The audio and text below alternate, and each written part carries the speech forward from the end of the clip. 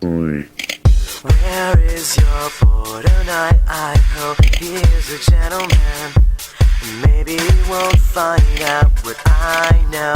You were the last good thing about this part of town.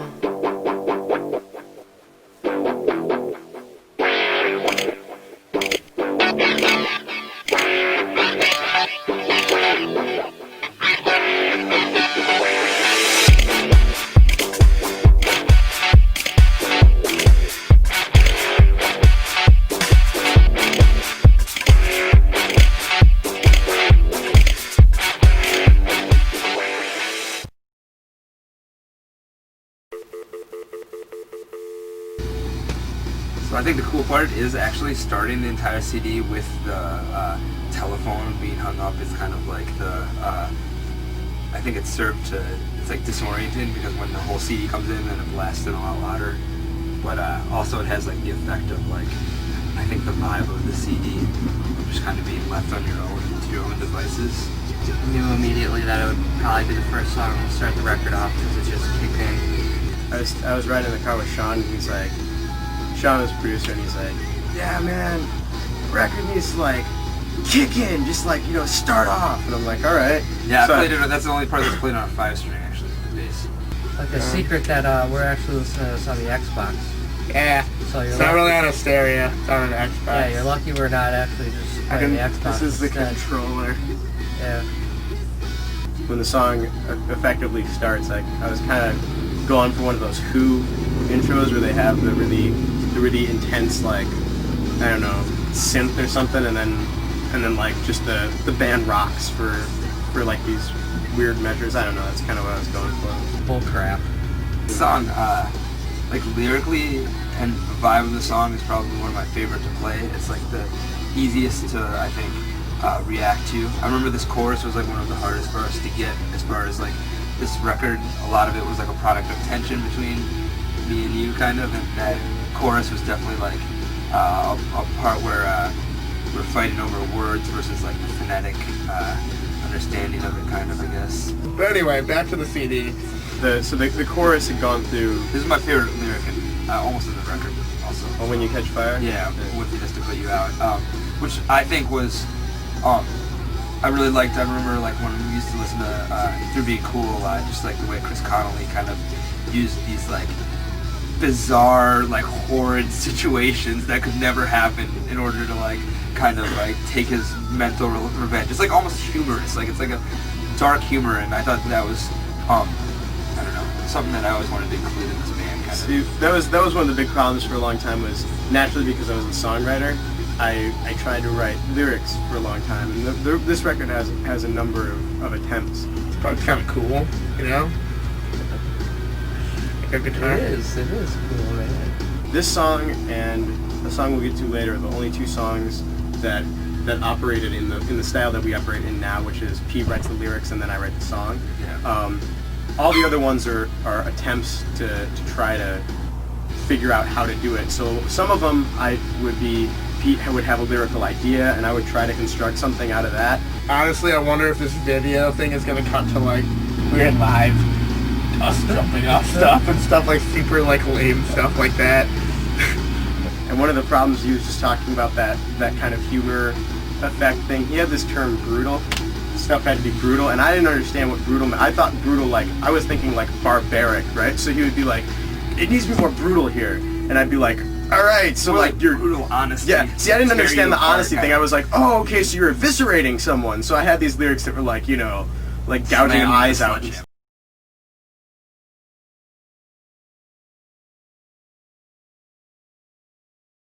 And then Now what song do we have? I don't know. I guess we'll find out. Been on a rabbit hole. This song is one of the earlier ones we did as far as like the way this record was recorded. This was in the batch of the first 3 songs that we were actually sending around to different labels. It was a demo, and Andy actually wasn't in the band even. He just kind of... Actually, we didn't even have...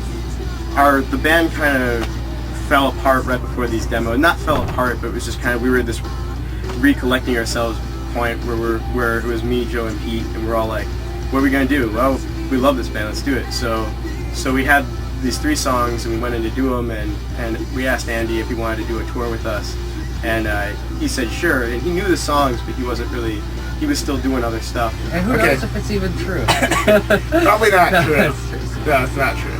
This was the song where I realized that, like, how much this band could mean to me personally, and I guess, like, just, like, where this band could go. I remember when Patrick, like, wrote the song and he was showing it to me on acoustic guitar, and I was like, oh, that's a lot better than any of the stuff we ever written.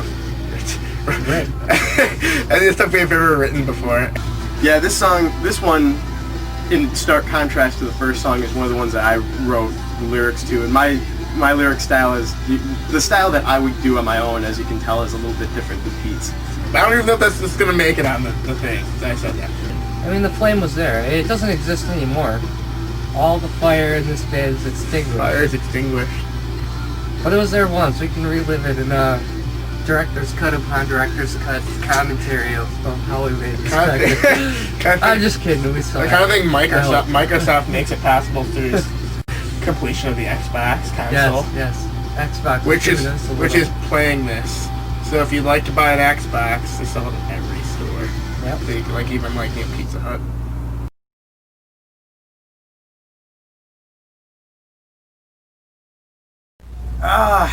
I hate this thing. The intro, Where's Your Boy?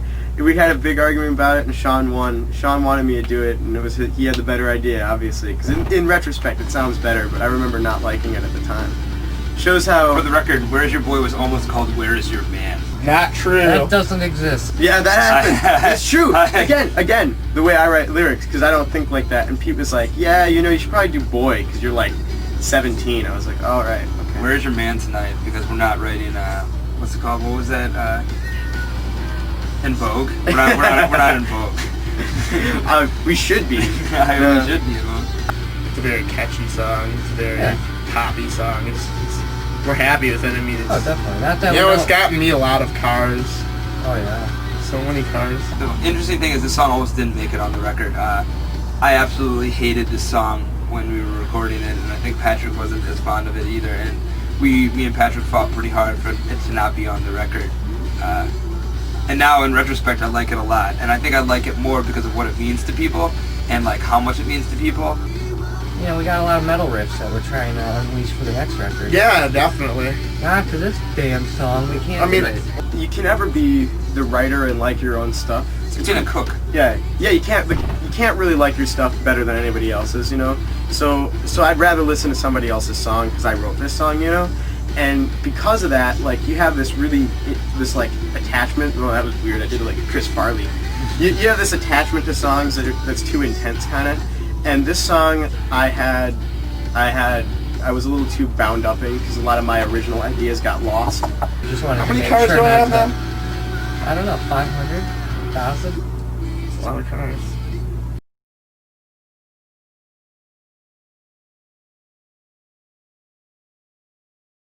Okay, so we got another song coming up. Oh, this is the I'm Good to Go song. I'm good to go. Or whatever. Homesick Space Camp. Oh, something is. This was one of the I'll be honest. I was about to call this song Saturday. So that shows you how much Wait, it is Saturday. This is Homesick in Space. No, it is. This I'm is good to Saturday? go. Yeah. Whoops. If any song at some point represented Fall Out Boy in this era, Saturday is definitely one of them, like, for a lot of different reasons. It was one of those songs that I write, so this one I kind of wrote and I figured no one was gonna like it, so I didn't even show it to the guys. It was one of these last minute, hey, you got any other things? So I showed it to them. It was kind of just for me, so the chorus, this part, and actually this whole section was pretty much written without the word Saturday. That was kind of added later because I was just kind of mouthing words and that just sounded good. That shows how much I know. I guess. I'll be honest, that was a lucky guess. So I had this thing about graduating because I was like, man, I'm going to graduate and I'm a failure. I got nothing going for me. So that's kind of what the song's about for me on my end. And then I took it to Pete, and from there the song, like, we fleshed it out, and it's really one of the first, like he said, it's one of the first collaborations between us where it's really both of us going off about it. So the verses are the two of us sitting at Smart Studio on a couch, going like, "How about this?" I had it written originally was Pat and I. And for anybody who knows, Patrick doesn't like to be called Pat, and he can't sing Pat and I, so that's how it became Pat and I. And we had a joke about me slipping myself into the song. I remember talking with Patrick about like being the pop punk queen, with like in the aspect of the harmonies he did and stuff. This is probably one of my favorite parts for Fall Out Boy in general. Just how it I think it just really came together very well. Like as far as screaming, I think I have a heavier scream than a lot of people kind of in the genre of music we play. So it was interesting trying to figure out how to work it in with Patrick's voice and have it not seem so much like they were attacking each other, and it kind of like went together. Because at the same time, I think Sean brought out some kind of warmth in the scream, like where it's like kind of just like it's like this sounds thing like one there. It's like voice another almost. and it's like another instrument kind of. It's like another layer rather than this really abrasive thing that's just kind of attacking you.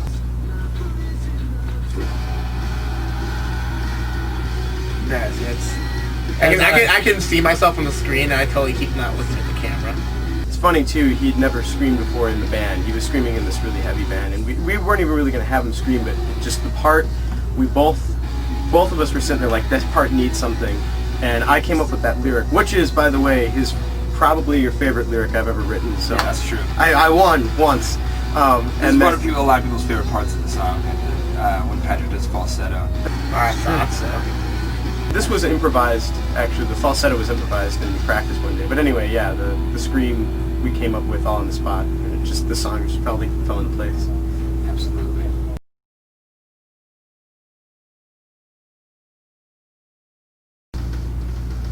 This is Homesick at Space Camp. So, I came up with that little drum ditty at the beginning there. Another one of my favorite lines is, "My smile is an open wound without you," and that's just one that just really just kind of stuck in my head. To feeling it about how you could feel in that moment, like when somebody's not there, and how strange your own smile can kind of feel. I guess I don't know. That's just a lyric on the record that kind of sticks out to me more than others, I guess. I mean, it really evokes imagery of landing in Chicago. Yeah, I know what it's like. Like, I'd never been on a plane or seen a plane or like heard about what a plane is. I couldn't pick a plane out of a lineup, but now I can. I mean, I could have like right after that. I heard that line. That's very... And you know, this is where Patrick lets us know he misses us. I miss you, Patrick. I miss it too, man. I can't see you in the Xbox, but I know you're there. This has our best ending to a song, I think. Very solid. Yeah, I don't know. No, it isn't. I think in music, so.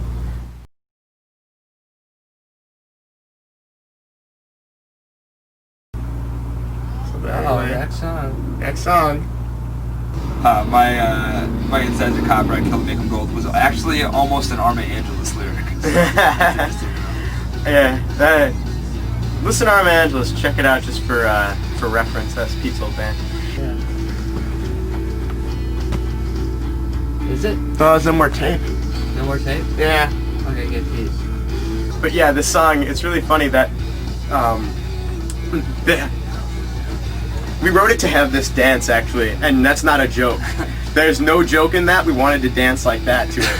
Not true. That doesn't exist. This is a very intensely studio song, so not a lot of it was ever really played by the band as a band. So, and then we just went on tour. We toured so hard that we really never had time to sit down and practice this song, which is a shame because it's really not a bad song. I think that that this also shows a different side of Fall Out Boy, and I don't know. It's definitely a song that at some point, like maybe like if we ever play this record in its entirety, that we put a yeah in right there, and there was a big argument between me and Patrick whether it would come in on the downbeat as it did or it would come in on the and He won. you can see I won, and Patrick's not too happy about it, But the part coming up was the compromise that I won. This part. Because nowadays, this had fit in a Fall Out Boy song really well, but at the time that we were kind of Do you remember the part that it almost was a 4 in the morning lay pedal? There was an idea over this that thank God that it wasn't even my idea. Yeah. There was this guy that was working there. Sometimes studio, when you're there that late at night, really bad ideas, Pink Floyd ideas sound good. Yeah. Well, there was this guy that was working there, and he had all these pedals, and we were all up at like, it was more than 4. We were up at like, it was like 8. We had been up all morning, all night, and that riff almost had way too many effects on it.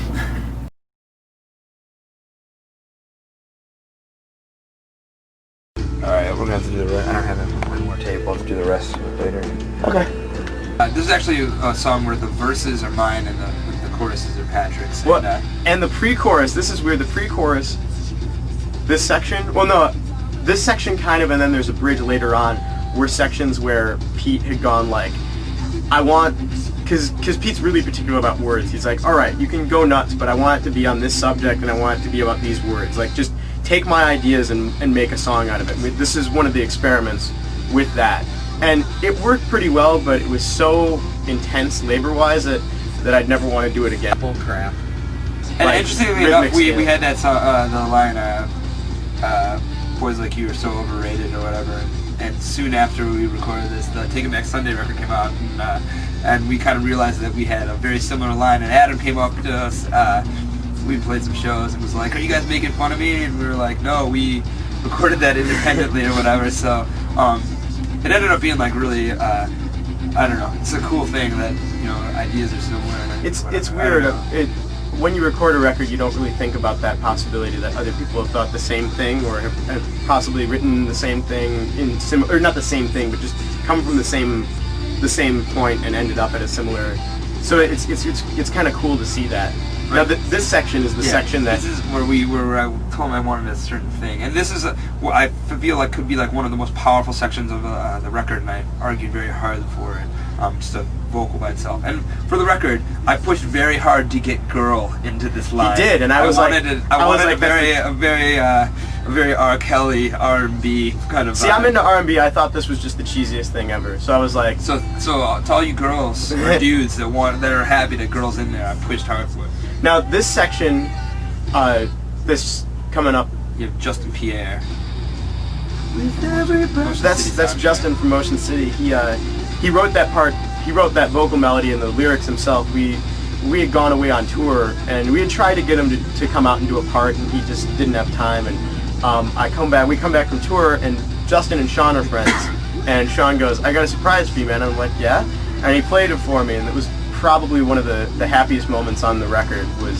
Was I love Justin's voice. I absolutely love it, and it just really made fits the part. Yeah, and I like the way our voices sound together, and I just love his voice. His voice is amazing, and it filled out the song. And this song stands today as one of my all-time favorites.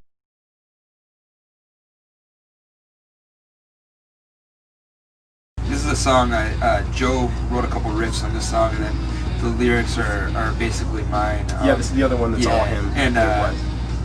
And it stands as one of the most powerful songs lyrically for me in my head. Like, this is one where if I listen to the words, it takes me to that exact point in my life.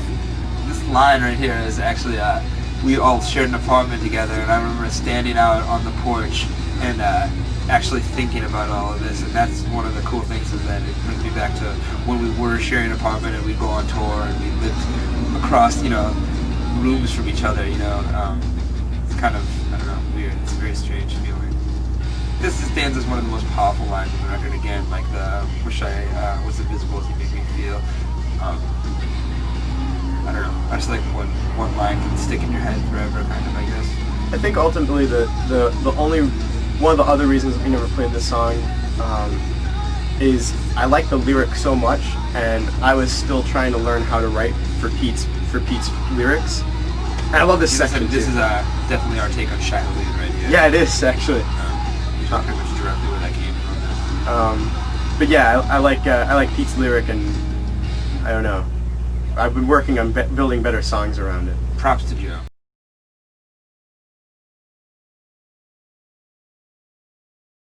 This song, For the record, that "Hey" was almost "Shake Your Ass." yeah, I tried real hard to get it in. It didn't end up fitting, and got really mad. Left the studio, came back. Hey, there. So yeah, I don't know. This song, everybody asks about this song all the time, whether Chris was dead or it's Chris from Show Off, and it's our friend Chris.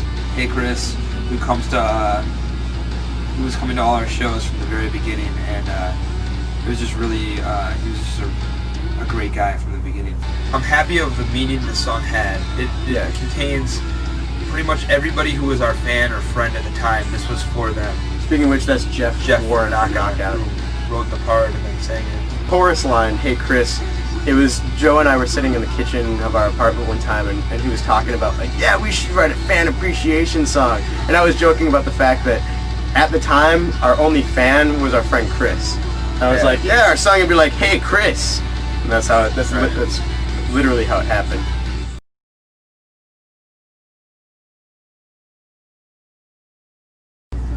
This is the oldest song on here. This actually appeared on our earlier record, kind of with some changes, I guess. Yeah, there were a lot of lyrical changes. I actually like Patrick's line, he's well hung and I'm hanging up, so yeah, that's one of my favorite lyrics. For the record, it's I'm hanging up, not I'm hanging on. For whatever reason, people get this really weird visual image of something X-rated, but I said he's well hung and I'm hanging up, as in I'm on the phone.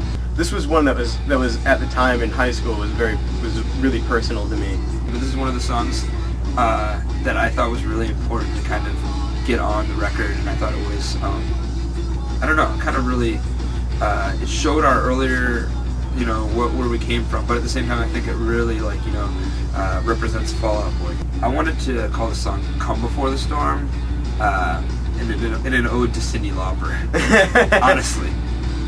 Sean really took a chance, I think, with us on this record. He paid for a lot of the studio time out of his pocket, which is pretty amazing. So yeah, he will always be indebted to him for being one of the first people to believe in us. This was an idea of mine. This is one of my earlier ideas for Patrick to do, to sing the chorus without the music going. I really thought that was, again, powerful, kind of. I like that Pete brought that one up to me really early on as a suggestion. Sometimes we don't. It's like just one of those tools that we have in the Fall Out Boy bag to drop out the music and just have the starkness of the lyric, so that if the lyric means something, it'll mean something there. This is, again, I think I did so many screaming tracks here, and kind of got a screaming harmony going here. It's true, actually. There's like probably about 5 or 6. You look in the Pro Tools and there'd be like 5 or 6 vocals of screams. No, that's not true. That doesn't exist. It's Pro Tools. And he would do like a really deep one, and he'd do a kind of high one, and it would kind of blend together. And then I'm doing harmonies, so there's like, it's very powerful. I think it gives it kind of like a wall of sound.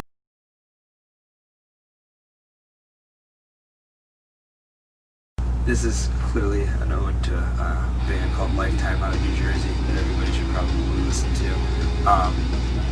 It's also one of the few songs that I was partially responsible for the title for. Pete usually comes up with the title. Yeah, this is Patrick's title idea. If you hear that extra rhythm that a lot of people kind of get into, it's the tambo. We got to end up calling it. Sean loved putting a tambourine in. If you listen to that, also that's Chris Connolly, Axl Rose in the chorus there. One of our favorites to play. It's just like it's moving fast and fun. Again, I go back to it. These are a lot of my lyrics, and again, I kind of just never felt really comfortable with my lyrics. My lyricism is very. It doesn't take itself very seriously at all. And a lot of this is idea that I had that kind of reminded me of actually Lifetime itself doing it. To go back into the chorus heavy in that way, and then to have Patrick come in with this airy vocal here, the second part here, which is one of these things where I felt like it was an amazing idea to do. It was just something that where me and Patrick are, I feel like working better than I. Yeah, this one would listen right here. To Prove Yourself. That's our friend Tamar from the Plain White Tees. We set it up so only he would sing there. It was pretty fun.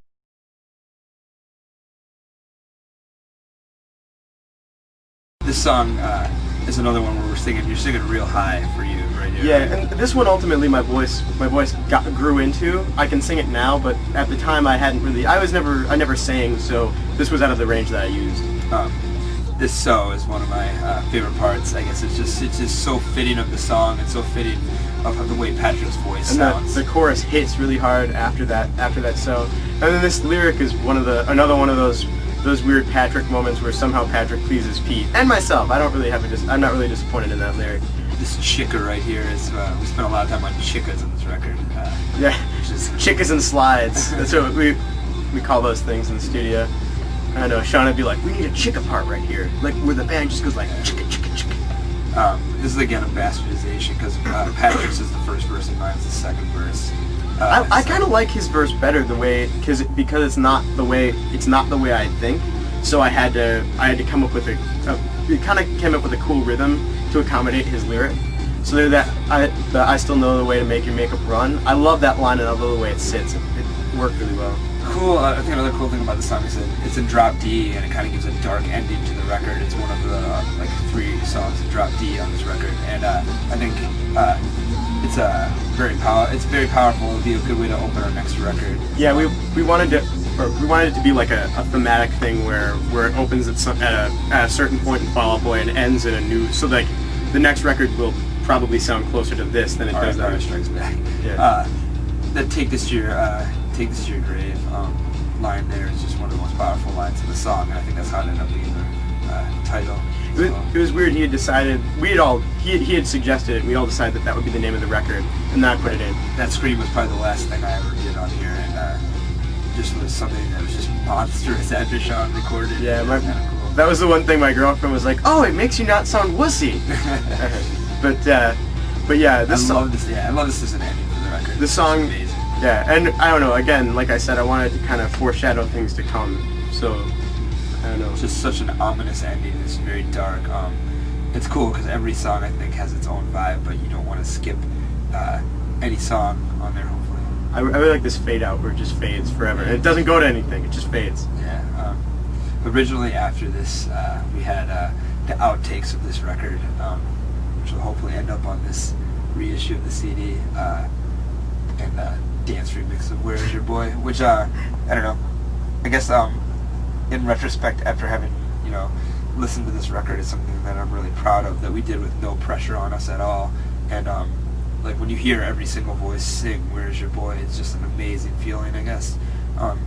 And things just turned out so much differently than you ever expected them to be. Each song kind of has its own personality, and when you're going into recording it, and then when you come out recording it, the songs just take on their own, almost like I said before, personality, where they become other things and become other songs different than what you thought they were going to be. You write them to sound like something, and then they end up being their own song.